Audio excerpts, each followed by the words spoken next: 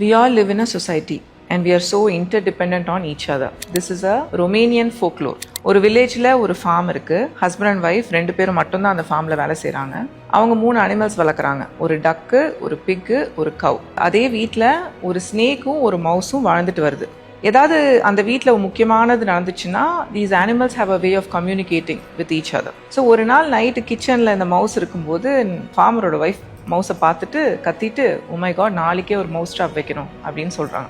இந்த மவுஸ் இதை கேட்டுட்டு வந்து எல்லா அனிமல்ஸ்கிட்டையும் ஒரு எமர்ஜென்சி மீட்டிங் வச்சு சொல்லுது, நம்ம எல்லாத்துக்கும் ஒரு டேஞ்சர் இருக்குது, நாளைக்கு வந்து மவுஸ் ட்ராப் வைக்க போகிறாங்கன்னே மீதி அனிமல்ஸ் எல்லாம் ஒரே சிரிக்குதுங்க. மவுஸ் ட்ராப் உனக்கு, அது என்ன நீ வந்து நமக்கு டேஞ்சர்னு சொல்கிற, உனக்கு தானே டேஞ்சர், நீயே பார்த்துக்கோ அப்படின்னு சொன்னோடனே இந்த மவுஸுக்கு டிசப்பாயின்மெண்ட்டில் போயிடுது. அன்றைக்கி நைட்டு ஃபுல்லாக அந்த மவுஸ் ட்ராப் எங்கே வைக்கிறாங்க அப்படின்னு பார்த்துட்டு அந்த ஏரியா ஆஃப் த ஹவுஸே அவாய்ட் பண்ணிட்டு எஸ்கேப் ஆயிடுது.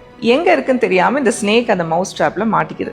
வலி உயிர் போகுது ஸ்னேக்குக்கு, செம்ம கோத்தில் இருக்குது. காலையில் ஃபார்மர் ஒய்ஃப் வரும்போது என்ன பண்ணிடுது, பைட் பண்ணிடுது ஃபார்மர் ஒய்ஃபை. ஃபார்மர் வராரு, பார்த்த உடனே ஃபஸ்ட்டு அந்த ஸ்னேக்கை அடித்து கொன்னுடுறாரு.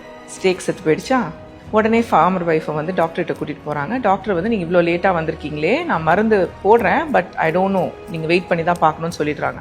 அங்கே வந்து இன்னொரு பேஷண்ட் சொல்கிறாரு, "ஸ்னேக் பைட்டுக்கு உடனே டக்கோட ரத்தத்தை போட்டிங்கன்னா சரியாயிடும்" அப்படின்னு உடனே ஃபார்மர் வீட்டுக்கு போய் அந்த டக்கை கொன்று அந்த ரத்தத்தை போடுறாரு ஒய்ஃபை சேவ் பண்ணுறதுக்கு. டக்கும் செத்து போயிடுதா. ஒரு 1 வீக் பார்க்குறாங்க, அவங்க பிழைக்கல. அந்த 1 வீக் அவங்க சிக்காக இருக்கிற டைமில் வந்து நிறைய ரிலேட்டிவ்ஸ் வராங்க. ஃபார்மரும் ஒர்க் பண்ணல, அவங்க ஒய்ஃபும் ஒர்க் பண்ணல, பணம் இல்லை.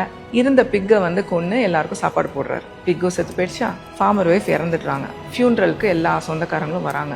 அவங்க எல்லாத்துக்கும் சாப்பாடு போடுறதுக்கு இருக்கிற கவ்வையும் வந்து ஃபார்மர் கொன்று சாப்பாடு போட்டுறாரு. கவ்வும் இறந்துருச்சா. இதில் தப்பிச்ச ஒன்னே அந்த மவுஸ். இது ஒரு சிம்பிள் ஸ்டோரியாக தெரியுதுல்ல, பட் எவ்வளோ ஒரு டீப்பான மீனிங் இருக்குது. Be it at home or at work, யாருக்காவது ஒரு ப்ராப்ளம் வந்துச்சுன்னா எனக்கு என்ன வந்துச்சுன்னு நடந்துக்காம, அவங்க ப்ராப்ளத்தை சால்வ் பண்ண முடியலனாலும் ஏதாவது ஹெல்ப் பண்ணுறது ஃபர்ஸ்ட். அதுதான் ஹியூமனிட்டி, அதுதான் ஹியூமன் நேச்சர். ரெண்டாவது, as a strategy also it helps all of us.